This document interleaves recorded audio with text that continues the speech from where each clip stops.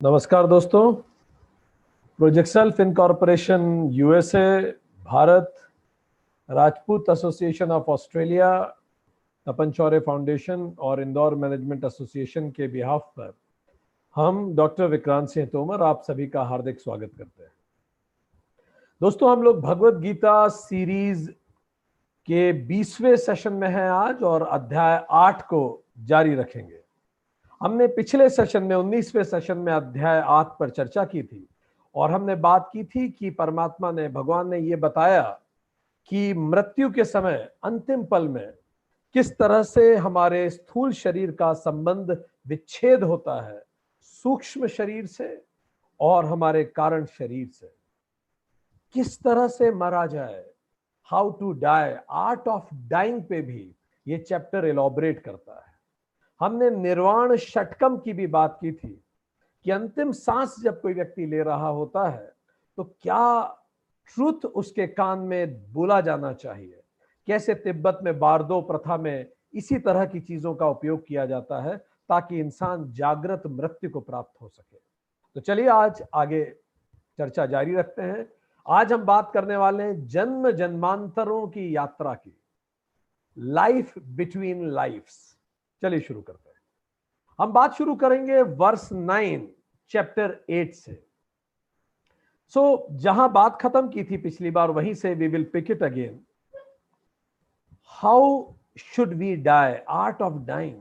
Last moment जब इंसान अपने प्राण त्यागता है, उस पल हमारे दिमाग में क्या चलना चाहिए। एग्जैक्टली भगवान ने चैप्टर 8 वर्स 9 में बहुत स्पष्ट बताया है in what should go in our mind at that moment. First, he says kavim. Kavim means sarvagya, all knowing field, ultimate consciousness, united consciousness, supreme consciousness. कविम, वो हमारे दिमाग में चलना चाहिए। पुराणम, हमें ध्यान रहना चाहिए उस समय दैट मैं अनादि हूं, एटर्नल हूं, हमेशा से रहा हूं। अनुशासितारम, जो सबके नियंता हैं, यूनिवर्सल ऑर्डर, अब मैं उसी में एक रूप होने जा रहा हूं, यूनिवर्सल ऑर्डर में मिलने जा रहा हूं, ये मेरे दिमाग में चलना चाहिए। अणोह अणियासम, जो अणु से भी छोटा है, which is smaller than even a atom, मैं उसमें मिलने जा रहा हूं।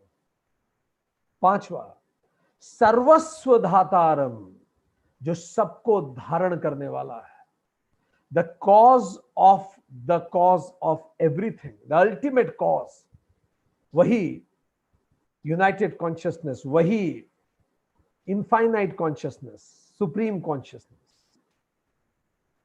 सिक्स्थ, अचित्यम रूप, बियॉन्ड कॉम्प्रिहेंशन, जिसको कल्पना से भी कॉम्प्रिहेंड नहीं किया जा सकता, कल्पना अतीत है, उस रियलिटी में मैं मिलने जा रहा हूं। इमेजिनेशन की भी अपनी लिमिटेशंस होती हैं। समथिंग विच इज अचिंत्य, चिंतन के भी परे है। आदित्य वर्णम, सेल्फ इल्यूमिनेटिंग, लाइक सूरज होता है, स्वतः प्रकाश होता है उसमें, मैं उस रियलिटी में मिलने जा रहा हूं। तमसह परस्तात अनुस्मरेत, और अपनी अविद्या को छोड़ के जब व्यक्ति इन चीजों को याद रखता है अंतिम काल में, तब वो स्वतः लिबरेशन की तरफ बढ़ता है। एग्जैक्टली भगवान ने यह भी बताया what should we remember at the last moment. पर पिछले सेशन में हम ये बात कर चुके हैं, ये हर किसी के बस की बात नहीं है इसको रिमेंबर कर पाना, क्योंकि अंतिम पल में वही याद आएगा जो हमने जिया है, जो पूरा जिंदगी चली। कहते हैं यद भावम तत भवति, जैसे भाव होते हैं बस वही होता है। तो जो भाव पूरे जीवन भर चले वही अंतिम पल में भी आएंगे। इसीलिए अगर आपने ध्यान दिया हो, चैप्टर 7 वर्स 7 में भगवान कर्म योग की बात करते हैं, जिसमें हमने लास्ट सेशन में बात की। वर्स 8 में भगवान ने उपासना योग पे भी बात की कि किस तरह ध्यान लगाना चाहिए अंतिम पल में। और ये जो वर्स 9 जिस पे अभी हमने बात की, ये ज्ञान योग की बात कर रहे हैं भगवान, कि किस तरह से हमें अल्टीमेट रियलिटी के बारे में विचार करना चाहिए। Now in verse 10 he says, ये सब भक्ति युक्त होकर करो।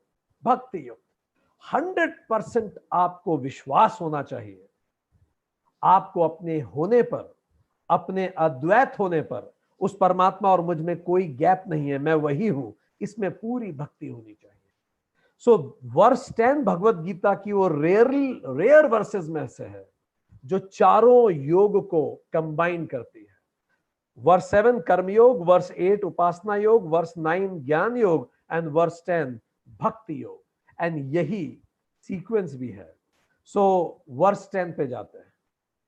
Now in verse 10 chapter 8 God gives specific summary on how to die. प्रयाण काल में हमें कैसे जाना चाहिए इस धरती से, उसकी स्पेसिफिक समरी है। तो पहला शब्द है वर्स 10, मनसा अचलेन, अपने मन को अचल बनाओ। चित्त शुद्ध हो तभी मन अचल होगा, नहीं तो मन में कितने विचार आते रहते हैं, जो जीवन भर विचार आते रहे, मरते समय भी वही विचार आएंगे। मनसा अचलेन, और वो हो सकता है केवल कर्म योग से, चित्त शुद्धि। इसीलिए शुरू से शुरू करना पड़ेगा, जब से आज हम जी रहे हैं अभी से उसकी तैयारी शुरू करनी पड़ेगी, अन्यथा वो पॉसिबल नहीं है।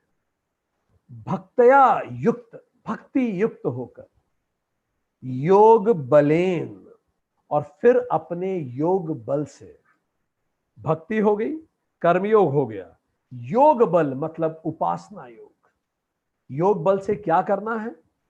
भ्रुवो मध्य, यहां जहां बिंदी लगाई जाती है, भ्रुवो मध्य प्राणम आवेश्य सम्यक, अपने पूरे प्राण को, जो प्राणिक ऊर्जा है, जो लाइफ फोर्स है हमारे अंदर, उसको धीरे धीरे विड्रॉ कीजिए।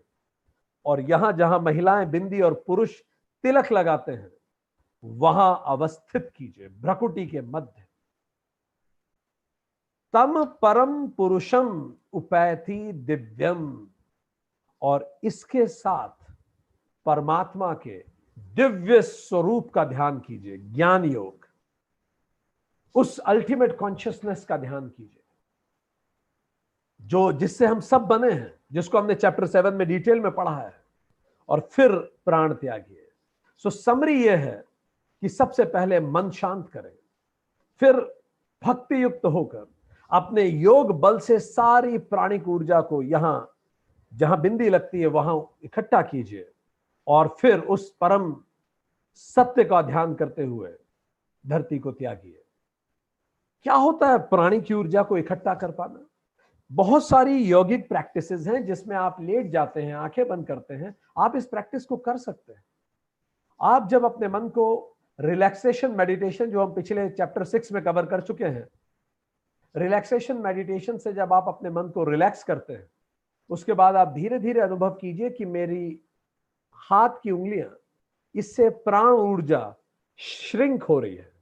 और धीरे धीरे जब आप प्रैक्टिस करेंगे तो आप देखेंगे कि आपकी उंगलियों में से प्राण ऊर्जा कम होना शुरू हो गई। ऐसी स्थिति बनती है कि आपका हाथ ऑलमोस्ट डेड हो जाता है। अगर कोई आपके हाथ को छुएगा तो भी आपको सेंसेशन नहीं होगा, बिकॉज आपने वहां से प्राणिक ऊर्जा को खींच लिया है। ऐसे पहले हाथ से, फिर दूसरे हाथ से, फिर पैर से, फिर उसको धीरे धीरे बढ़ाया जाता है और फिर यहां सिंक किया जाता है। ये हम वैसे भी प्रैक्टिस कर सकते हैं मेडिटेशन के लिए। So it's a good meditative practice. अब इसी का विस्तार भगवान वर्ष 12 से 13 में करते हैं।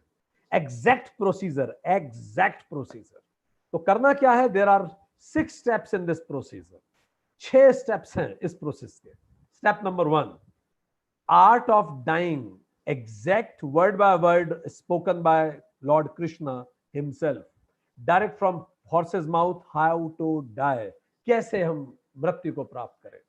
स्टेप 1, अंतिम पल है, आप लेटे हुए हैं, आप जिस भी स्थिति में, सर्व द्वाराणि संयम्यम, सभी द्वारों को रोक कर, संयम करके उनको रोक देना, सभी इंद्रियों के द्वारों को।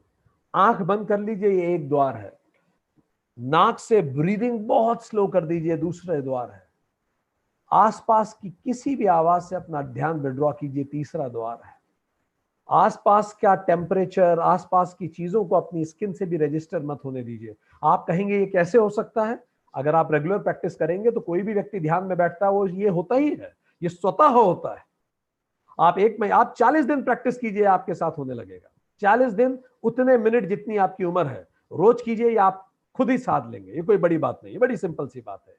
इसको रोकिए, पांचों इंद्रियों से इनपुट्स रोक लीजिए। इसी को याद कीजिए, वेदांता सीरीज में राजयोग का सेशन अटेंड कीजिए, इसको बहुत विस्तार से समझाया गया। इस प्रोसेस को प्रत्याहार कहा जाता है, इसी को जो अभी हमने बताया। स्टेप 2, मनः रधि निरुद्ध। अब क्या करना है? मन को हृदय देश में निरुद्ध कर देना है, मन को स्थिर कर देना है। इसी को धारणा कहा गया पतंजलि योग सूत्र में। स्थिर मन, चित्त स्थिति और चित्त शुद्धि, कर्मयोग और उपासना योग। स्थिर मन, अगर आप जीवन भर कर्मयोग उपासना योग करते रहे हैं तो स्वतः आपका मन शांत रहेगा, इस पल भी शांत ही होगा आपका मन। स्टेप 3, तो इनपुट्स रोक दीजिए, क्योंकि बाहर के इनपुट्स तो रोक दिए, पर जो अंदर के इनपुट्स मन दे रहा है, हमारी यादें, रिश्ते, नाते, मन को स्थिर कीजिए, ये स्वतः होगा। तीसरा, स्टेप 3, मूर्धि आघाय आत्मनः प्राणम आस्थितः। अब प्राण को मस्तक के मध्य में स्थापित कर दीजिए, फिक्स कर दीजिए। इसी को ध्यान कहा जाता है योग सूत्र में। वेदांता सीरीज का राजयोग सेशन अटेंड कीजिए और डिटेल आपको मिलेगा।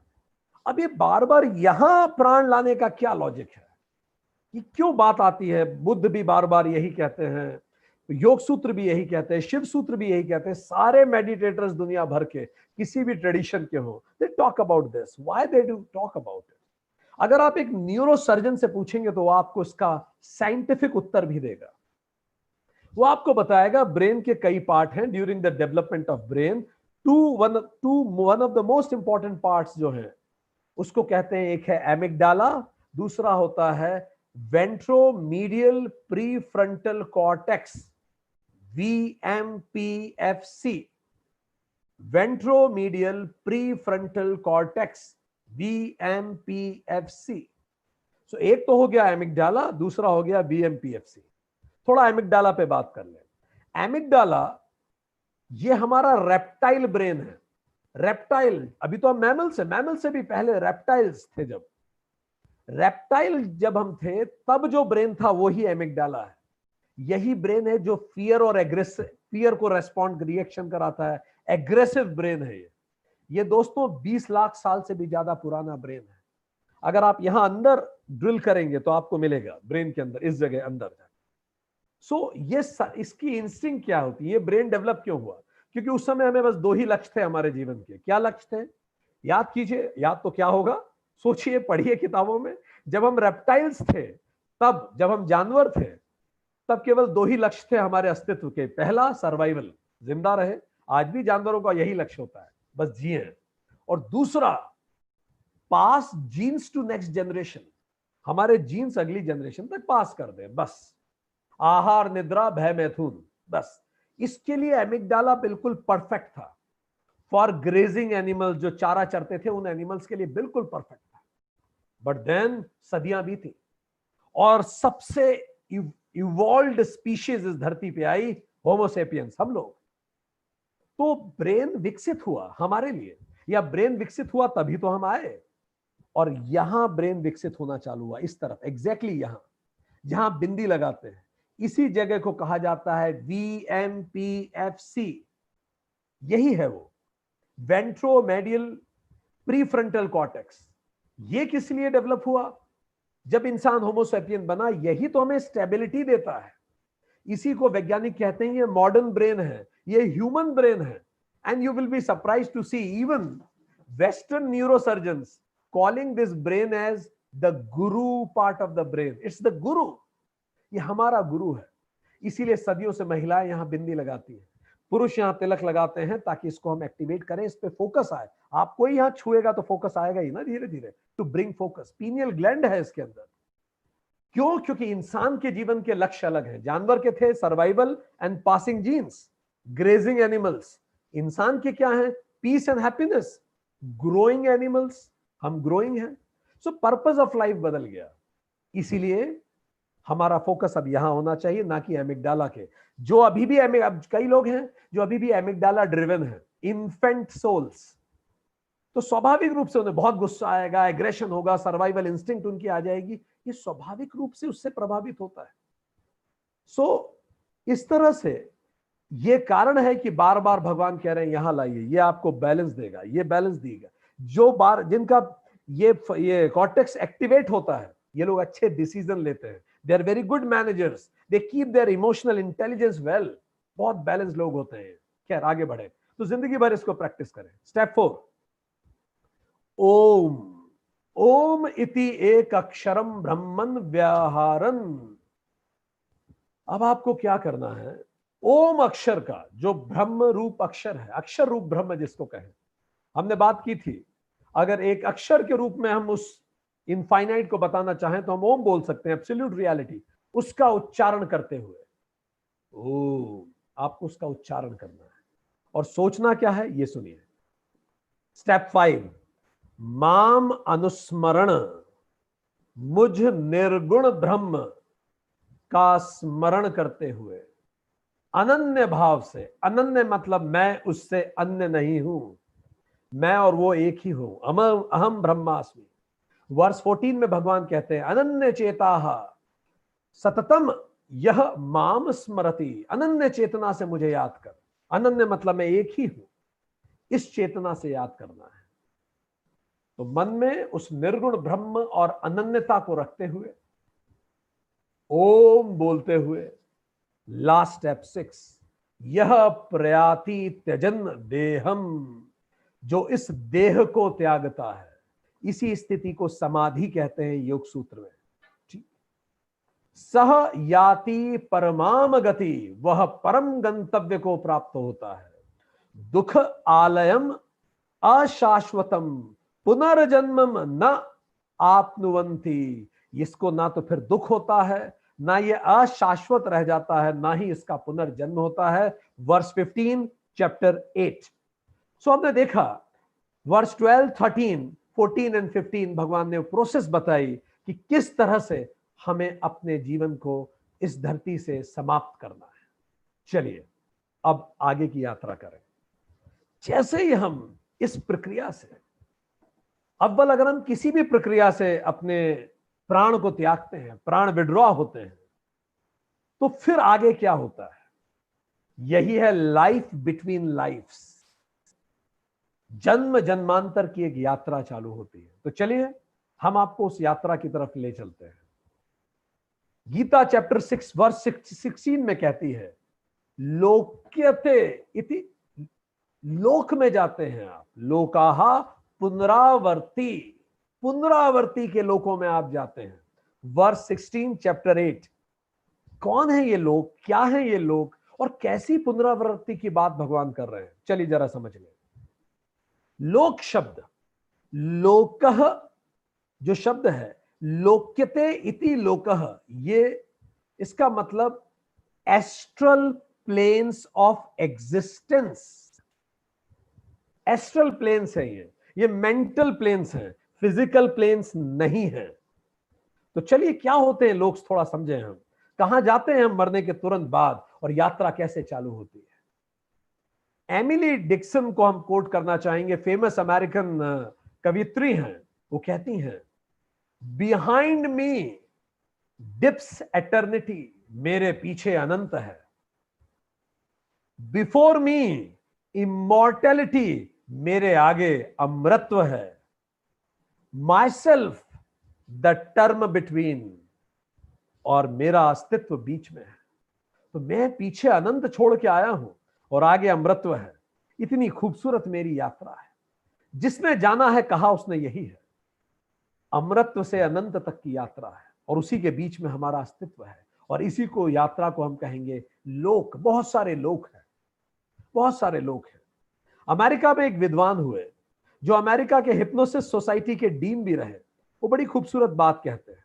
वो कहते हैं इसमें, वो ये कहते हैं कि जब भी डेथ क्या है, he says death is a door, एक दरवाजा है, मृत्यु एक दरवाजा है। आई am coating him, death is a door, it is not stopping, awareness moves but body remains at the door. The body is left outside of the temple, but the awareness enters the temple. शरीर बाहर ही रह जाता है, पर वो जो awareness है, जिसको हम सूक्ष्म शरीर और कारण शरीर कहते हैं, वो आगे यात्रा पे जाता है, इस दरवाजे के अंदर जाता है। पर जिस दरवाजे से हम इस दुनिया से जा रहे हैं और एक दरवाजे से फिर अगले जन्म में वापस आएंगे, इन दोनों दरवाजों के बीच में क्या है? जिस दरवाजे से हम गए और जिससे हम वापस आएंगे इस धरती पर, what about the corridor between these two doors? इन दोनों दरवाजों के बीच का कॉरिडोर क्या है? दोस्तों, यही कॉरिडोर है जिसको कहते हैं life between life, life time between two doors. एक से हम गए और दूसरे से हम पुनर्जन्म में वापस आएंगे, the corridor, LBL, life between life. इसी को तिब्बतन बुद्धिज्म बारदो कहता है। इसी को वेस्टर्न मनोवैज्ञानिक और साइंटिस्ट जो इसमें रिसर्च कर रहे हैं इंटर लाइफ कहते हैं। इसी को मिस्र में लेब्रिंथ कहा जाता है। इसी को कई वैज्ञानिक blue mist of life between life कहते हैं। इसी को कुछ लोग मेटा कॉन्शियसनेस कहते हैं। इसी को कुछ लोग मेमोरी कॉन्शियसनेस कहते हैं, क्योंकि मेमोरीज तो साथ में जा रही हैं, इम्प्रिंट्स तो जा रहा है। तो क्या होता है इस कॉरिडोर में? ये कैसी यात्रा है? हम किनको मिलते हैं इन कॉरिडोर्स में? क्या होता है एग्जैक्टली जब हम इस धरती को त्यागते हैं, जब हमारे प्राण चले जाते हैं? चलिए उस जर्नी पे हम आपको लिए चलते हैं। होता क्या है इस कॉरिडोर में? तो दोस्तों, ये हम पहले समझ चुके हैं पिछले सेशन में।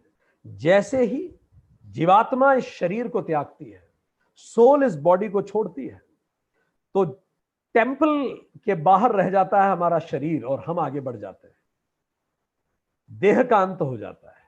अभी तक जो फिजिकल बॉडी थी, जिसको हम सोमैटिक कहते थे, सोमैटिक या फिजिकल बॉडी, हम में फिजिकल बॉडी भी थी, इमोशनल भी थी, इंटेलेक्चुअल भी थी, पर अब केवल हमारी emotional, intellectual and astral body आगे जाएगी। सोमैटिक या ये फिजिकल बॉडी यहीं रह जाएगी। जब तक शरीर था, स्ट्रिक्ट बाउंड्रीज थी, टाइम एंड स्पेस की बाउंड्रीज थी, क्योंकि आपको अगर यहां से दिल्ली जाना है तो आपको इतना टाइम लगेगा क्योंकि आपके पास शरीर है, पर अचानक आपका शरीर समाप्त होता है, तो ये बाउंड्रीज डायलेट हो जाती है, फ्लेक्सिबल हो जाती है। टाइम एंड स्पेस की बाउंड्रीज लिबरल हो जाती है। अभी तक हम लोग 3D प्लेन के वासी थे, भूलोक के वासी थे। अब अचानक हम ऊर्ध्वलोक के वासी हो जाते हैं। We become multi dimensional beings. तो जैसे हम लोगों को विश्वास नहीं होता कि वो व्यक्ति हमारे बीच से चला गया, डिपार्टेड सोल को भी विश्वास नहीं होता कि वो चला गया। डिपार्टेड सोल बहुत देर तक, हमने आपको बताया अंतःकरण तो अभी भी जीवित है, अंतःकरण खत्म नहीं हुआ है, सूक्ष्म शरीर अभी भी है, तो भावनाएं हैं उसमें अभी भी। अंतःकरण इज कंप्लीटली कंफ्यूज्ड। मन, बुद्धि, चित्त, अहंकार इज कंफ्यूज्ड, क्योंकि अहंकार मतलब आइडेंटिटी। वो अपनी बॉडी को अपने सामने देखता है, and she gets completely confused. And then उसको ये लगता है सबसे पहले, कहीं ये कोई सपना तो नहीं है, क्योंकि सपने में भी कई बार हम ऐसा देखते हैं। बहुत देर तक वो ये मानता है कि ये सपना है, घंटों बीत जाते हैं, he considers it's just a dream. He sees people crying outside, unable to console them, वो उनको समझा भी नहीं पाता, और वो बड़ा confused state of mind उसके लिए होता है, painful too at the same time. Please ध्यान दीजिए, बॉडी के साथ पेन होता है, ठीक, बट सफरिंग तो मेंटल होती है, तो सफरिंग तो उसकी होती है इस समय। The soul also suffers, because दुख होता है, भाव होते हैं। शरीर है तो आप किसी को नोचेंगे तो पेन होगा, हम जब तक जीवित हैं इस बॉडी में तो पेन भी होगा, सफरिंग भी होगी, पर जैसे बॉडी खत्म, बॉडी से रिलेटेड पेन खत्म, सफरिंग कंटिन्यूस। उसे समझ में नहीं आता। जितने लोग, जितने महान ऋषि हुए, सेंट्स एंड सीयर्स हुए, उन्होंने कहा लगभग 13 दिन तक इसे समझ में नहीं आता ढंग से। 13 दिन तक वो बहुत अटैच रहता है। इसलिए सबसे पहले हम क्या करते हैं, बॉडी को का क्रीमेशन करते हैं। It is the most important activity for both parted soul also and left people also. क्योंकि जब तक शरीर रहता है उसका, हमारा बहुत मोह रहता है, स्वाभाविक है, बिल्कुल ठीक है। उसी शरीर को हमने अलग अलग नामों से पूरे जीवन भर बुलाया था। It's very painful for people who are left. इसीलिए सबसे पहले बॉडी को क्रीमेट किया जाता है। पर्पस, सोल भी ये देखे, सोल की भी तो आसक्ति है ना उस शरीर से, वो भी रिलेट कर रही है, और जो जी रहे हैं वो भी रिलेट कर रहे हैं। तो बॉडी जो एक प्लेन ऑफ रिलेशन है उसको तुरंत खत्म किया जाता है, क्योंकि अब उसका कोई अस्तित्व नहीं बचा। पर स्टिल उस क्रीमेशन के बाद भी that soul old habits die hard. It's very difficult for soul to understand this. इसीलिए कई तरह के रिचुअल्स रखे जाते हैं। हम पूजा करते हैं, रिचुअल्स होते हैं, डेथ रिचुअल्स, जहां हम पितरों में उनकी गिनती करने की बात करते हैं। हम उन्हें बताते हैं अब आप पूर्वजों में शामिल हो गए। तेरवा करते हैं। तेरवा का उद्देश्य यही है, जनरली जो बताया गया कि इतने दिन तक बताया कैसे गया, जो सेंट्स एंड सीयर्स थे, जो अपने ध्यान से उस एस्ट्रल बॉडी को देख सकते थे, जैसे हम आपको देख रहे हैं, महसूस कर सकते थे, तो उन्होंने बताया कि जनरली इतना समय रहता है।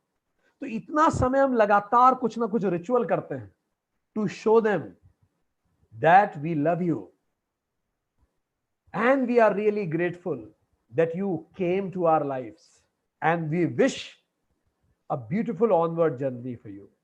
So that is what is rituals. इसीलिए बाद में फिर हम श्राद्ध भी करेंगे। श्राद्ध का मतलब उनको, उनकी लॉन्गिंग नहीं है कि हम उन्हें याद कर रहे हैं और उन्हें वापस जीवन में चाहते हैं, नहीं नहीं, ये नहीं है श्राद्ध। श्राद्ध का मतलब है ग्रेटिट्यूड से भर जाना, उन्हें धन्यवाद देना कि वो किसी भी प्लेन में हो। धन्यवाद कि आप हमारे जीवन में आए, हमारी रगों में दौड़े डीएनए बनकर, हमारी यादों में आज आप हैं, हमारे कर्मों में हैं, हमारी बातों में हैं, हर पल हमारे साथ हैं। इस सब के लिए धन्यवाद। और हम विश्वास करते हैं कि आप जहां भी होंगे और अच्छे होंगे और आगे बढ़ेंगे अपनी इवोल्यूशनरी साइकिल में। So this is what is shraddha. Then ये किस लोक में जाते हैं फिर? व्हाट लोक्स are we talking about? So saints and seers said that there are 14 लोकास। 14 लोक होते हैं। Remember, I will again repeat, mental या astral plane of existence, mental planes है ये। तो एक तो है भूलोक, जिसमें हम हैं अभी, जिसमें आप सब हैं, हम सब हैं, इसको हम भूलोक बोलते हैं। भूलोक के ऊपर 6 लोक हैं। कौन से हैं? भुर्वलोक, स्वर्लोक, महरलोक, सीनियोरिटी पे बढ़ते जा रहे हैं हम ऊपर, जनलोक, तपलोक, एंड सबसे ऊपर ब्रह्मलोक, जिसको सत्वलोक भी कहते हैं। ये नाम है जैसे आपने बड़ौदा, जबलपुर, ग्वालियर, कन्नौज नाम रख दिए, मेंटल स्टेट ऑफ एग्जिस्टेंस के नाम है, एस्ट्रल एग्जिस्टेंस। ठीक, व्यक्ति किस लेवल पे है, किस सोच पे है, किस मेंटल लेवल का व्यक्ति है, उस हिसाब से नाम है। 7 नीचे भी होते हैं, क्योंकि अगर किसी व्यक्ति ने इस धरती पे ऐसा काम किया which is lesser than a human being, जो अमानवीय कृत्य करके गया है, he is not fit to be human, even lesser mental level का व्यक्ति है, देन वी कॉल। नीचे अब बढ़ते जाइए, भूलोक से अब नीचे चल रहे हैं। भूलोक से ऊपर गए थे, भूलोक से नीचे आइए। भू के जस्ट नीचे अतल, वितल, सुतल, तलातल, रसातल और अंतिम है पाताल। सो 7 लोक नीचे और 6 ऊपर और एक भूलोक, ऐसे 14 लोक हमारे अस्तित्व के। एक फिजिकल, बाकी 13 मेंटल। इसका क्या मतलब हुआ, जरा इसको समझें। जब भी व्यक्ति इस धरती से विदा होता है, तो व्यक्ति जिस लेवल ऑफ अंडरस्टैंडिंग पे था, भोगी था, संसारी था, योग भ्रष्ट था, योगारूढ़ था या ज्ञानी था, इन सबको हम पिछले सेशन में अलग से डिफाइन कर चुके हैं। तो हम लोग अलग अलग इसी के हैं। हम में से कोई एक्सट्रीमली भोगी है, हम में से कोई सांसारिक है बहुत ज्यादा, हम में से कोई योग के रास्ते पर है पर पूरा रास्ता कर नहीं पाया, योग भ्रष्ट हो गया और एक्सपायर हो गया। हम में से कोई योगी है पर स्टिल कुछ कमी रह गई, हम में से कोई ज्ञानी हो सकता है। तो उस हिसाब से they go to these planes. Like for example, yogi goes to Brahmalok, ठीक, और कोई नराधम है, नर के रूप में पतित है, वो जाएगा तलातल और लेसर प्लेन्स पे। अब इन प्लेन्स में होता क्या है, जैसे ही हमारा एस्ट्रल बॉडी यहां से ऊपर उठता है and it goes to those planes, जैसे वो उन प्लेन्स पे जाता है तो दोस्तों जो बेहतर प्लेन होते हैं, like for example Brahmalok, you get to meet your soul masters. Who are the soul masters? Those who departed before you, जो आपसे पहले डिपार्ट हुए। अब जरा आप सोचिए, अगर आप ब्रह्मलोक में हैं तो आपके सोल मास्टर्स कैसे होंगे, उस लेवल के होंगे सोल मास्टर्स। आप अपने सोलमेट से मिलेंगे, आप अपने सोल कंपेनियन से मिलेंगे, आप सबसे मिलेंगे। वहां you will feel astral presence of everybody. And then जब आप उस लेवल पे जाते हैं एंड देयर आप इवेल्युएट करते हैं, रिट्रोस्पेक्ट करते हैं। वहां in that astral presence of soul guides, soul masters, soul mates, अब आप अपनी पूरी लाइफ को मूवी की तरह देखते हैं फिर से। एंड यू रिट्रोस्पेक्ट, आप रिट्रोस्पेक्ट करते हैं। What are the learnings, what are the lessons for liberation. आप यहां अपनी डार्क साइड को कन्फ्रंट करते हैं। क्या कमी रह गई यार, बहुत अहंकार था मुझ में, मैंने लोगों से ढंग से व्यवहार नहीं किया, बहुत घमंड था मुझ में ये वासना बहुत ज्यादा थी। आप रिट्रोस्पेक्ट करते हैं पूरा, अब तो सब खत्म, ठीक। यही समय होता है आप अपना कार्मिक अकाउंट को एक्सेस कर पाते हैं। You access your karmic account. What does that mean? You can access 1000 lifetimes. Now all access is open for you. Access all lifetimes. And then you realize, oh my goodness, acha aisa hua. And when you get right masters, then they give you right lessons, right understanding. एक महिला थी, she died, वो रानी थी, तो when she died, राजा कहीं गए थे ये बोल के कि मैं आऊंगा कुछ समय में, एक एक्सपेडिशन पे जा रहा हूं, पर राजा लौटे ही नहीं। बाद में सूचना मिल गई कि उन्होंने कहीं दूसरी शादी कर ली और कहीं और सेटल हो गए। तो she felt betrayed and in that betrayal feeling she died. When she went to astral planes, then she could access कि why did raja did not come back, because enemies attacked him, और वो राजा की हत्या कर दी गई थी। पर वो अंतिम पल तक क्या सोचती रही कि उसके साथ धोखा हुआ। और जब आप इस धरती से इस भाव से प्राण त्यागेंगे कि मेरे साथ धोखा हुआ, तो बहुत चांसेस है कि अगले बर्थ में भी आप किसी पे भी भरोसा करने से पहले 10 बार सोचें। इजी नहीं होगा आपको। सो इन सब अंडरस्टैंडिंग को लेकर, seeing the bigger picture of 1000 life times, seeing the patterns, now we decide, अब हम डिसाइड करते हैं सोल स्क्रिप्ट। अब हम लिखते हैं, हम हमारा सोल प्लान बनाते हैं फॉर नेक्स्ट बर्थ। यार इस बर्थ में ये सब गलती हो गई। And then we enter into a soul agreement with many of the soulmates, many of the people जो हैं वहां, और हम उनको चुनते हैं कि तुम ये बन के आना, तुम वो बन के आना, तुम वो बन के आना। एंड देन वी रीइंकारनेट, हम फिर से आते हैं, हम फिर से आते हैं अलग अलग रोल्स में, so that we can again continue our learning process. हम इस लर्निंग प्रोसेस को जारी रख सके। प्लेटो, महान विचारक जो अरस्तु के गुरु थे, अरस्तु जो सिकंदर के गुरु थे। सो प्लेटो सुकरात के शिष्य थे। प्लेटो कहते हैं, before our soul fell from the state of being into this mundane realms, इससे पहले कि हमारी सोल उस स्टेट ऑफ बीइंग से इस धरती पर गिरती है, इस बोरिंग मंडेन रेल्म पे, we saw the universe and understand the law of destiny. हम पूरा कॉस्मोस को देख चुके होते हैं, हमें पता चलता है क्या खेल चल रहा है। एंड देन वी इनकारनेट, और हम फिर इनकारनेट होते हैं। और जैसे ही हम इनकारनेट होते हैं हम सब भूल जाते हैं। अब क्वेश्चन ये उठता है, हम भूल क्यों जाते हैं? देखिए, जैसे हम जिएंगे वैसे ही हम मरेंगे, ये बात हो चुकी है पिछले सेशन में। 3 अवस्थाओं में इंसान जीता है, जागृत, स्वप्न और सुसुप्ति।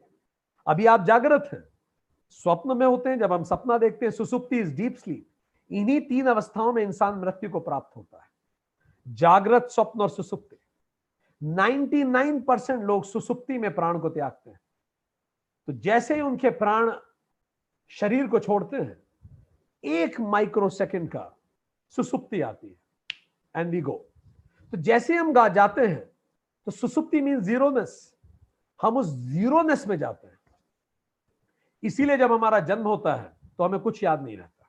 हां, हम इंसिडेंसेस भूल जाते हैं, पीपल भूल जाते हैं, पर इंपैक्ट और लर्निंग याद रहती है। हम फिर से रिपीट करेंगे, हम इंसिडेंसेस भूल जाएंगे पिछली लाइफ के, हम पीपल भूल जाएंगे पिछली लाइफ के, पर उन इंसिडेंसेस का क्या इंपैक्ट था और उन लोगों से क्या लर्निंग थी, वो हमारी सोल में छपी रहती है।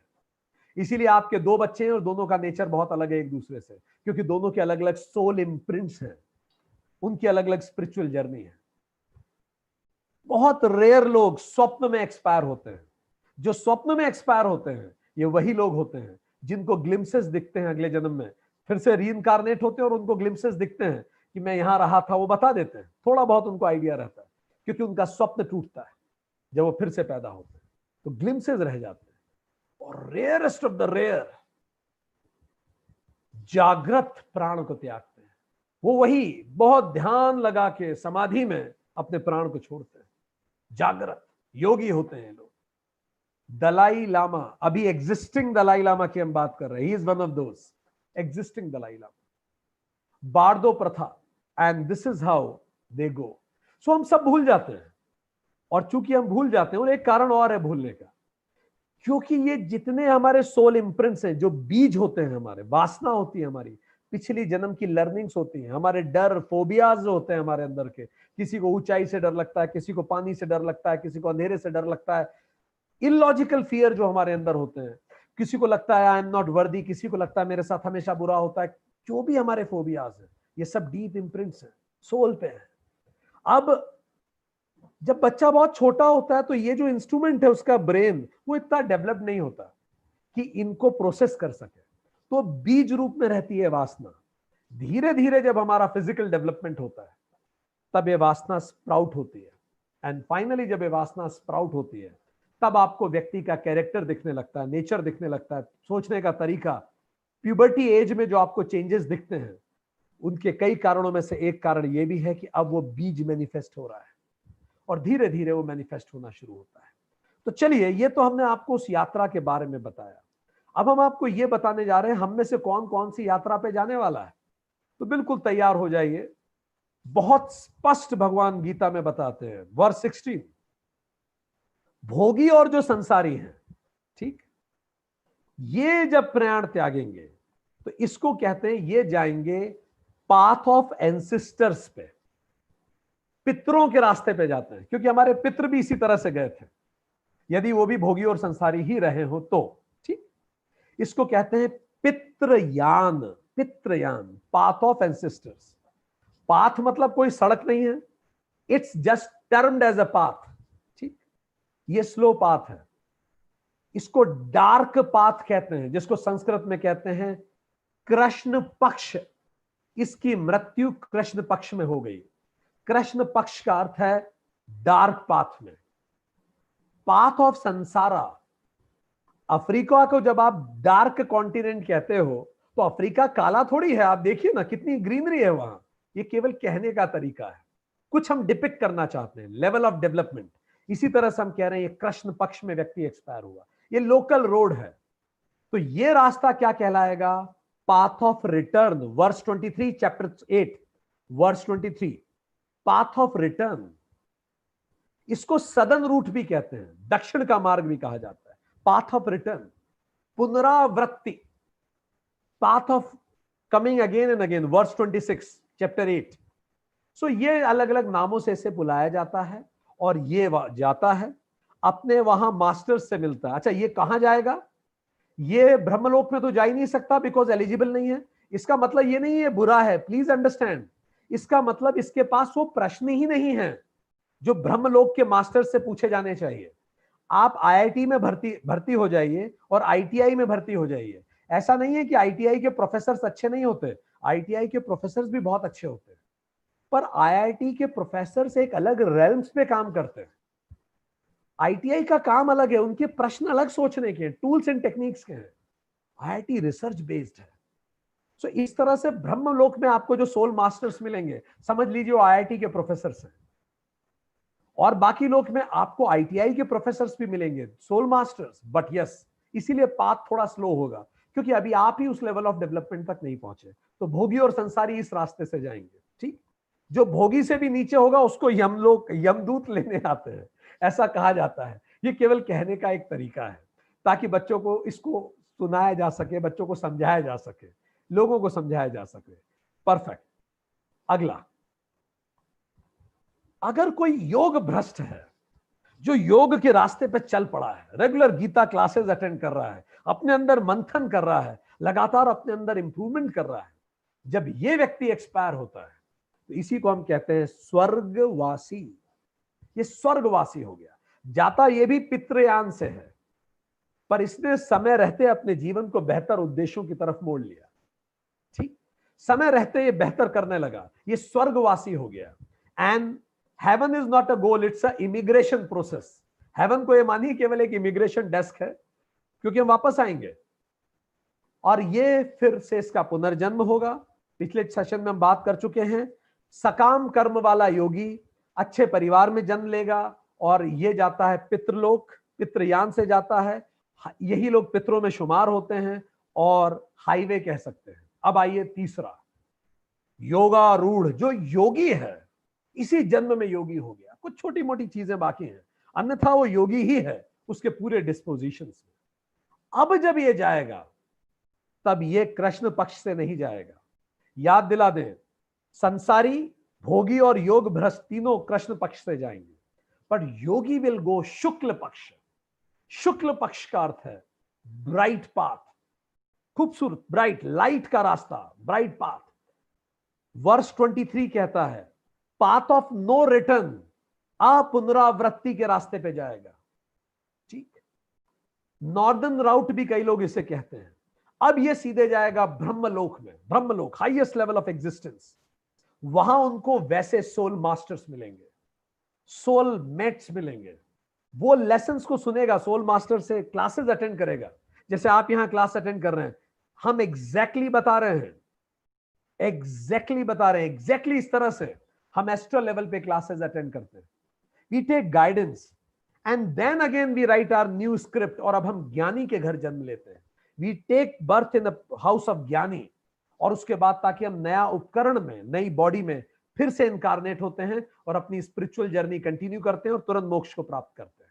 इसी को क्रम मुक्ति कहते हैं, क्रम मुक्ति। ये किसको मिलती है? योगी को। विदेह मुक्ति भी इसी को कहते हैं। क्रम मुक्ति मतलब फाइनल सेमेस्टर्स में है, बस ये मुक्त होने ही वाला है। लास्ट इज ज्ञानी, ज्ञानी इज द लास्ट। ज्ञानी जब एक्सपायर होता है तो ज्ञानी ही है, उसके मन में तो कुछ बचा ही नहीं। इसी को कहते हैं जीवन मुक्ति। ये ब्रह्मयान से जाता है और फिर कभी नहीं लौटता। ये भी शुक्ल पक्ष से जाता है, पर इसका कभी रीबर्थ नहीं होता। वो प्रपंच त्रय में मिल जाता है और हम क्या कहते हैं उसको पुराणों में, बैकुंठवासी हो गया, अब वापस नहीं आएगा। विष्णु लोक में चला गया लोग कहते हैं, ब्रह्म लोक के परे हो जाता है। विष्णु दूत लेने आते हैं इसको, ऐसी कहानियों में हम कहते हैं। कहने का मतलब वही है।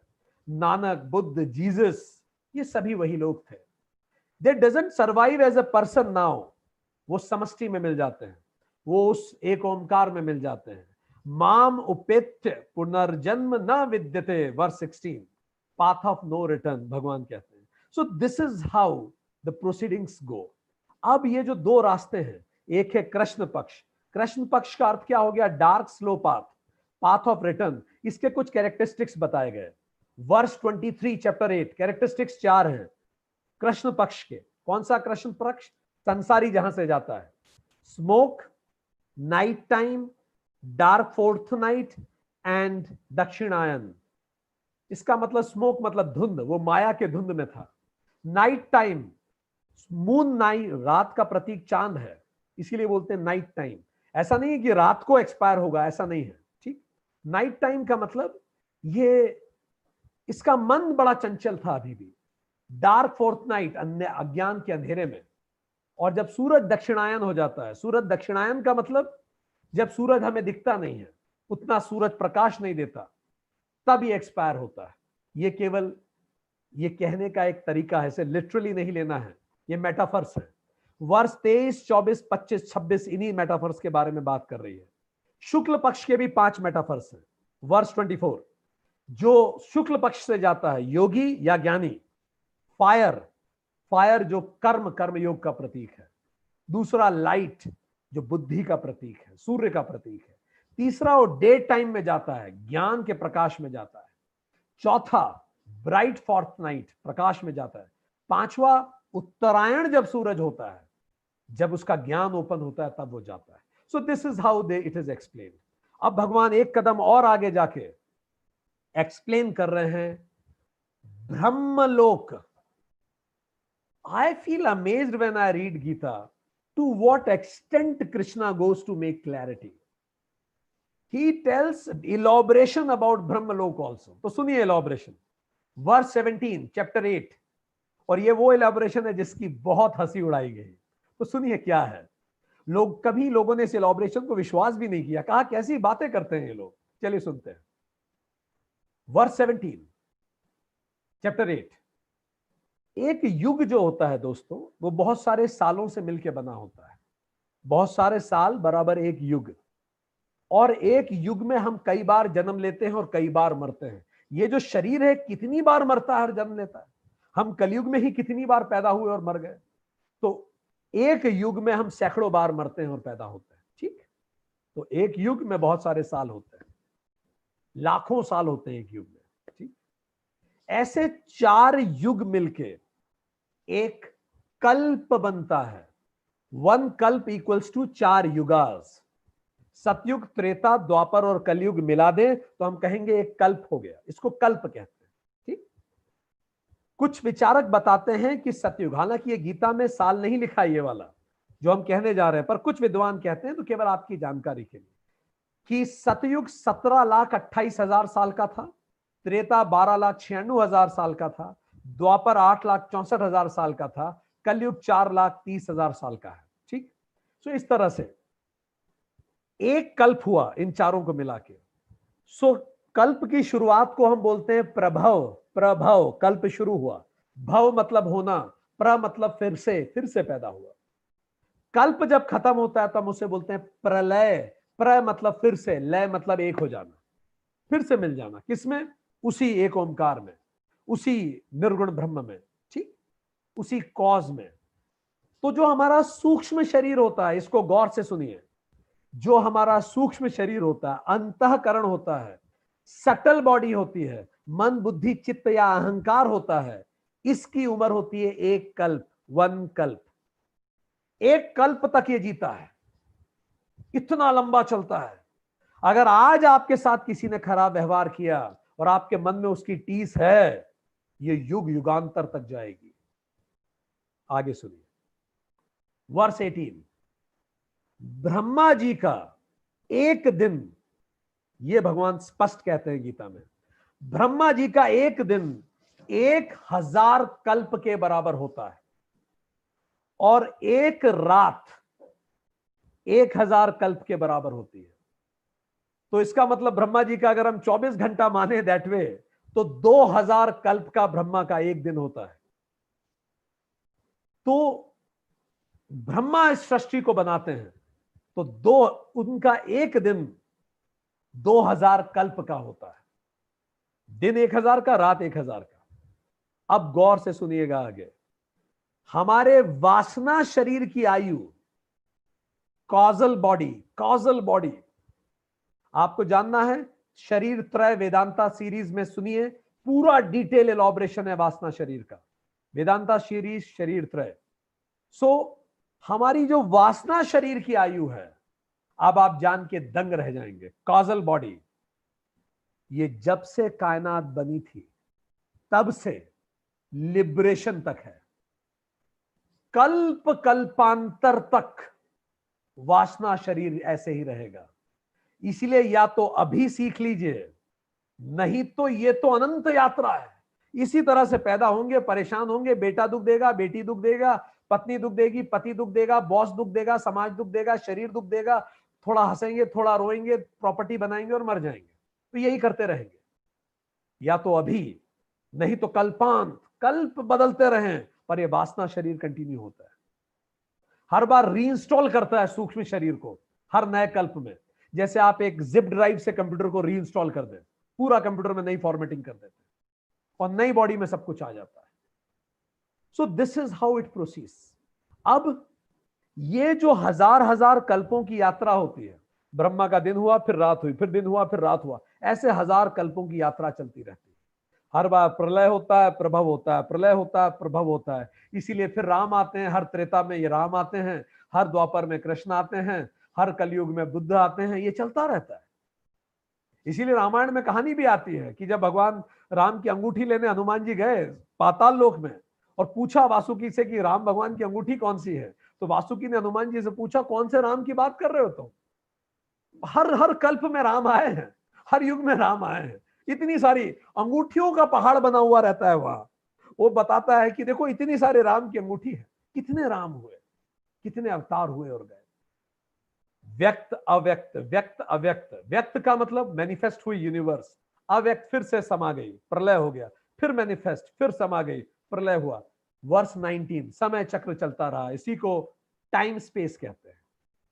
पर लोग मानते नहीं थे कि ये क्या बात है, इससे बड़ी रूढ़ी नहीं हो सकती। ये क्या होता है, ब्रह्मा का एक दिन 2000 कल्पों के बराबर, कल्प 4 युगों के बराबर, और एक एक युग में ऐसे कैसे, ऐसे कैसे होता है? हम धन्यवाद देना चाहेंगे आइंस्टाइन का। ना तो आइंस्टाइन होते और ना लोग ये बोलना बंद करते। सन 1900 तक लोग इसको सोचते रहे कि ये फालतू की बातें हैं, पर 1900 के बाद किसी ने बोलने की हिम्मत नहीं करी, क्योंकि आइंस्टाइन ने यह बताया सारी ब्रह्मांड को कि टाइम लीनियर नहीं है। यह हो सकता है कि किसी का 1 मिनट मेरे 1 घंटे के बराबर हो, यह हो सकता है। Time is not linear, time is not uniform, time is flexible. Time space पे ही यह धरती है। 1919 में जब भारत में आंदोलन चल रहा था, असहयोग आंदोलन, उस समय आइंस्टाइन ने असहयोग कर दिया उस सारी रूढ़ियों से, और आइंस्टाइन ने स्पेशल थ्योरी ऑफ रिलेटिविटी दी, जिसने बताया टाइम इज रिलेटिव, समय रिलेटिव है। टाइम स्लोज और speeds up depending on how fast. I am quoting Einstein, हम कोट कर रहे हैं आइंस्टाइन को, सुनिए। Time is relative, time slows और speeds up depending on how fast you move relative to something else. आप कितनी तेज मूव करते हैं, शरीर कितनी तेज दौड़ेगा। ज्यादा से ज्यादा शरीर को लेके आप हवाई जहाज में बैठ जाइए, और नहीं तो रॉकेट में बैठ जाइए, और क्या करेंगे आप, उससे तेज तो नहीं जा सकते। पर सोल बहुत तेज जाती है, स्पीड ऑफ लाइट से भी तेज होती है सोल। आपके मन की गति ही देखिए ना। अभी आंख बंद कीजिए, अपनी बेटी को याद कीजिए, याद आ जाएगी 1 सेकंड। और अगर आप ध्यान कर सकते हो तो योगी एस्ट्रल बॉडी में बेटी के घर जाके देख सकते हैं क्या हो रहा है। ऐसे योगियों से I met personally, eye to eye. ये कोई आश्चर्य की बात नहीं, ना कोई कठिन बात ही है। Fine. So the point is, ये पॉसिबल है। अगर आप एस्ट्रल ट्रेवल कर रहे हैं तो आपकी स्पीड कितनी तेज होगी आप कल्पना कर सकते हैं। सूरज से धरती पर प्रकाश 8 मिनट में आ जाता है, ये तो स्पीड ऑफ लाइट है। आप स्पीड ऑफ लाइट से भी मल्टीफोल्ड तेज ट्रेवल करते हैं एस्ट्रल स्पीड में। तो निश्चित तौर पे जब आप वहां ट्रेवल कर रहे होंगे तो टाइम स्लो हो जाएगा या फास्ट हो जाएगा, क्योंकि आप जैसा ट्रेवल करेंगे टाइम वैसा चलेगा। आगे सुनिए। If you travel faster, time move slower. अगर आप बहुत तेज चलेंगे तो आइंस्टाइन को कोट कर रहे हैं, समय स्लो हो जाएगा। ब्रह्मलोक में आप किस बॉडी में होते हैं? एस्ट्रल बॉडी में होते हैं, इसलिए टाइम वहां स्लो हो जाता है। इसी को कहते हैं कंसेप्ट ऑफ टाइम डायलेशन का कंसेप्ट। ये आया कैसे? नासा बड़ा परेशान हो रहे थे, टाइम डायलेशन कई जगह रिफ्लेक्ट होने लगा। स्पेस स्टेशन पे जो लोग होते थे, स्पेस स्टेशन धरती के आसपास घूम रहा है, तो वो भी बड़ी तेजी से घूमता है, तो वो देखते थे कि जो उनकी घड़ी है हर दिन 38 माइक्रोसेकंड स्लो हो जाती है, उनकी खुद की घड़ी। अब उनको यह समझ में नहीं आता था हमारी घड़ी स्लो क्यों हो जाती है, और सैटेलाइट की घड़ी भी स्लो हो जाती थी। तब इन्हें समझ में आया कि अगर इस तरह से होगा तो ये तो कई सालों में मिनट्स की एरर होने लगेगी, और अगर 2 मिनट की एरर सैटेलाइट पे हो गई तो अगर आप धरती पे देखेंगे तो 10 किलोमीटर की एरर हो जाएगी आपके जीपीएस में। अगर सैटेलाइट 2 मिनट की एरर पे है तो जीपीएस 10 किलोमीटर की एरर पर डे देगा। इसका मतलब जीपीएस जो बता रहा है वो जगह एक्चुअली 10 किलोमीटर दूर है, पर आपको यहां दिखा रहा है। अगर सैटेलाइट में 2 मिनट का भी एरर हो गया, तब इन्हें समझ में आया अच्छा चूंकि हम ट्रेवल कर रहे हैं इसलिए हमारी घड़ी स्लो हो गई है। एंड ये प्रिंसिपल सिद्ध हुआ, और इससे ये बात समझ में आई कि यस ये सच है, अगर आप एस्ट्रल ट्रेवल करेंगे तो आपका समय स्लो हो जाएगा। The closure you travel with the speed of light the slower time travels. I am again coating Einstein. आप स्पीड ऑफ लाइट्स के जितने करीब ट्रेवल करेंगे टाइम उतना स्लो हो जाएगा। एक एक्सपेरिमेंट हुआ, ये बड़ा interesting, it is called twin baby experiment. Twin baby experiment, ये क्या था सुनिए। 2 आइडेंटिकल ट्विंस, बिल्कुल ट्विंस, कल्पना कीजिए 2 आइडेंटिकल ट्विंस हैं। एक ट्विन को पैदा होते ही स्पेस शटल में बिठा के उड़ा दिया, अंतरिक्ष में भेज दिया, कल्पना कीजिए। और उस अंतरिक्ष यान की स्पीड कितनी रखी गई? 99.999999% ऑफ स्पीड ऑफ लाइट, मतलब लगभग स्पीड ऑफ लाइट सर ने उसे भेज दिया अंतरिक्ष में। और दूसरे उसके कजिन को, वह उसके ब्रदर को धरती पे रखा। 80 साल बाद हम उस यान से उसको वापस बुलाएं, उस बेबी को जो ऊपर गया था स्पीड ऑफ लाइट से। चलिए हम आपको 5 सेकंड का समय दे रहे हैं, गैस कीजिए 80 साल बाद वो जो शटल से बच्चा वापस आएगा उसकी उम्र कितनी होगी? बिल्कुल सही, इंटरस्टेलर मूवी इसी पे बनी है। कितनी होगी? Let me tell you interestingly. धरती पे जो बच्चा होगा स्वाभाविक रूप से उसकी उम्र तो 80 साल हो चुकी होगी। 80 साल मतलब धरती पे जो बंदा होगा 80 साल बाद उसकी उम्र होगी 29,200 डेज, लगभग 30,000 दिन वो धरती पे जी चुका होगा। 80 साल मतलब लगभग 30,000 दिन, ठीक। वो जो बच्चा ऊपर से आएगा आपको पता है उसकी उम्र कितनी होगी 80 साल बाद? 1 दिन, 1 दिन। इसका मतलब 80 साल बाद वो बच्चा 1 दिन का होगा और जो धरती पे था वो 30,000 दिन का होगा। क्या मतलब हुआ इसका? 30,000 गुना स्लो हो गया, क्योंकि वो एस्ट्रल, वो स्पीड ऑफ लाइट से ट्रेवल कर रहा था। और आप समझिए astral travel speed of light से भी मल्टीफोल्ड तेज होता है। तो बिल्कुल सही है, यही होने वाला है। यह तो विज्ञान प्रूव कर चुका है ट्विन बेबी एक्सपेरिमेंट में कि 30,000 गुना स्लो हो जाता है व्यक्ति अगर स्पीड ऑफ लाइट से थोड़ा कम पे भी ट्रेवल करे। सो this is how it goes with the Einstein theory. इसी कारण हमने ये समझा कि ब्रह्मलोक और धरती की स्पीड में अंतर है। हम जैसा उम्र कहते हैं ब्रह्मलोक में वैसा नहीं होता, क्योंकि धरती पे ग्रेविटी है, और जहां ग्रेविटी होगा टाइम ग्रेविटी को असर डालता है। सो इसीलिए जहां ग्रेविटी होगी वहां टाइम स्लो हो जाता है। सो this is how it goes. चलिए आगे बात करें।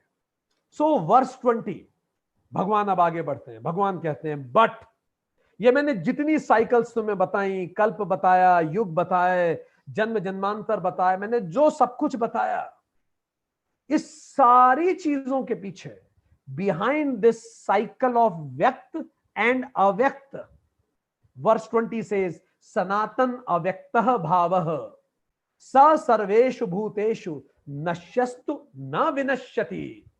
इस सब के पीछे एक एटर्नल एब्सोल्यूट रियलिटी है जो कभी खत्म नहीं होती, जो टाइमलेस लेस है, स्पेस से बियॉन्ड है। और उसी एटर्नल रियलिटी को ब्रह्मन कहते हैं, उसी को अल्टीमेट कॉन्शियसनेस कहते हैं, उसी को ब्रह्मन कहते हैं, उसी को अनादि अनंत चैतन्य कहते हैं। वही तो है जिसको हमने इस सेशन के चैप्टर 7 में डिटेल में बात की थी। फिर भगवान आगे जाते हैं कि जितना ड्रामा आना जाने का मैंने तुम्हें सब कुछ बताया, इसको, इससे विरक्त होने के लिए, इससे निकलने के लिए क्या करना पड़ेगा? वर्ष 27, एते श्रुति जानन कश्चन योगी न मुह्यते।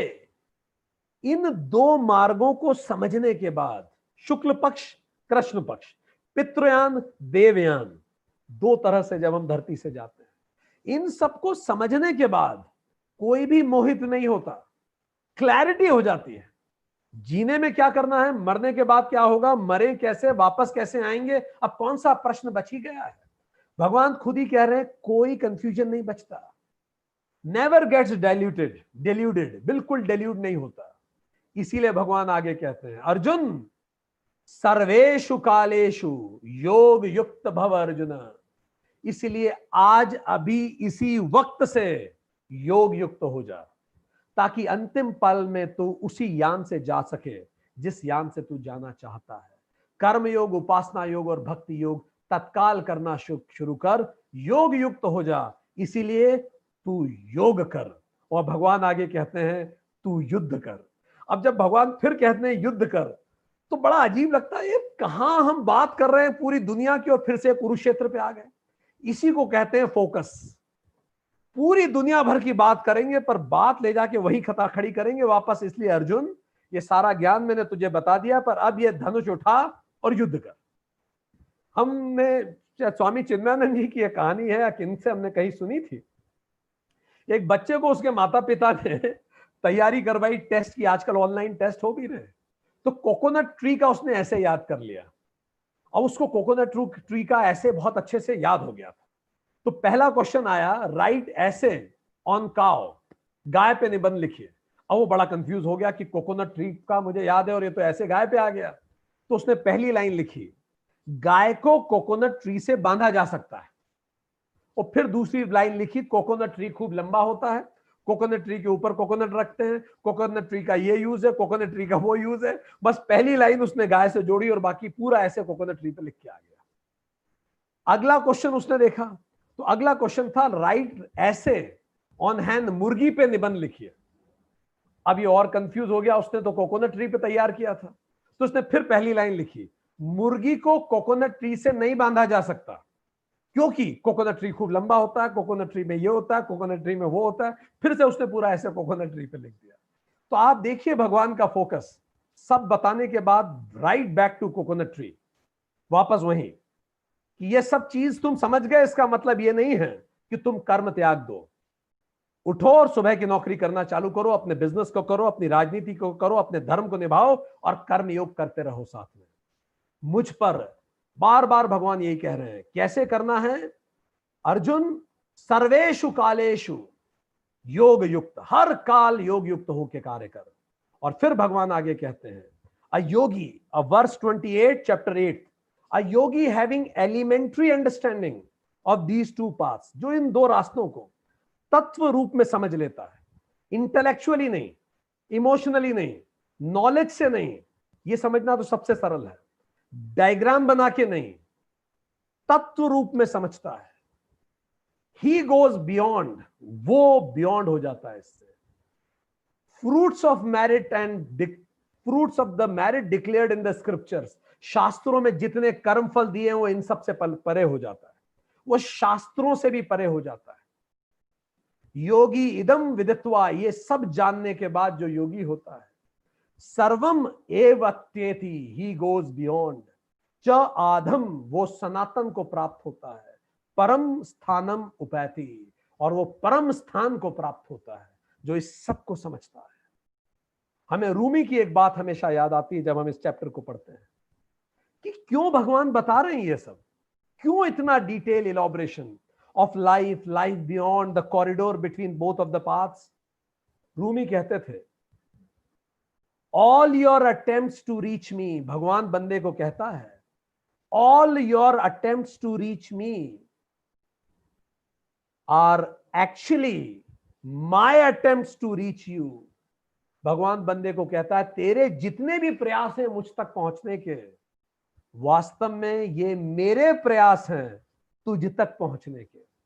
मैं बार बार आता हूं किसी ना किसी रूप में, कभी तेरे अंदर की चेतना बन के तुझे याद दिलाता हूं, कभी मरघट का कोई सीन दिखा के तुझे दिलाता हूं, कभी कुछ मूवी का कोई सीन दिखा के तुझे याद दिला देता हूं, कभी जीवन में कोई ऐसी घटना से तुझे याद दिलाता हूं।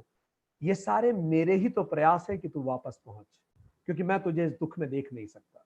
तो दोस्तों, इसी के साथ ये महान चैप्टर समाप्त होता है। चैप्टर 8 की इतिश्री होती है। So let's have a quick recap of chapter 8। हमने क्या सीखा चैप्टर 8 में? Such a glorious chapter it is. It what does it teaches us? ये हमें क्या बताता है? हमने देखा चैप्टर 8 में भगवान ने बताया कि अंतिम पल में कविंग पुराणम, सर्वज्ञ को याद कीजिए, उस अल्टीमेट रियलिटी को याद कीजिए, यूनिफाइड कॉन्शियसनेस को याद कीजिए। और जब प्रयाण काल आए तो वर्ष 10 बताती है, मनसा चले न चल मन से, भक्तया युक्त होकर योग बलेन से, भ्रकुटी के मध्य में ध्यान लगाकर उस यूनाइटेड कॉन्शियसनेस को याद करते हुए, उस अल्टीमेट कॉन्शियसनेस को याद करते हुए अपने प्राण को त्याग दे। क्या? ज्ञान, कर्म, भक्ति और उपासना, चारों योग का मिश्रण, पूरे जीवन का अंतिम पल। और भगवान डिटेल में भी भगवान ने बताया, सर्व द्वाराणी, सारे द्वार को योग रोक कर, मन को हृदय प्रदेश में रोक कर, धारणा करके, प्रत्याहार करके, अपने मस्तक पे ध्यान लगाकर और अक्षर ब्रह्म को याद करते हुए, उसको उच्चारण करते हुए, माम अनुस्मरण करते हुए अनन्य भाव से देह को त्याग दे, वही ज्ञानी है। पर अधिकतर लोग ऐसा नहीं कर पाते। यहां बिंदी क्यों लगाते हैं? क्योंकि वीएमपीएफसी यही है, इस पे हमने बात की डिटेल में। और इसी कारण 5 तरह के जो लोग हैं, योगी और संसार, भोगी और संसारी, योग भ्रष्ट, योगारूढ़ और ज्ञानी, ये अलग अलग रास्तों से ऊपर जाते हैं। जहां भोगी और संसारी हायर लोक में जाते हैं पितृयान से, और पुनर्जन्म में वापस लौटते हैं, कृष्ण पक्ष में उनकी मृत्यु होती है। वहीं योग भ्रष्ट भी जाता तो कृष्ण पक्ष में उसकी मृत्यु होती है, बट वो स्वर्ग में जाता है, बेहतर मास्टर से मिलता है और तुरंत अच्छा रीबर्थ लेके आता है और अपनी जर्नी कंटिन्यू करता है। पर जो योगी होता है, योगी सीधे ब्रह्म योग लोक में जाता है, बेहतरीन मास्टर से सीखता है, and he comes back and वो तुरंत लिबरेशन के लिए तैयारी करता है। इसी को क्रम मुक्ति कहते हैं।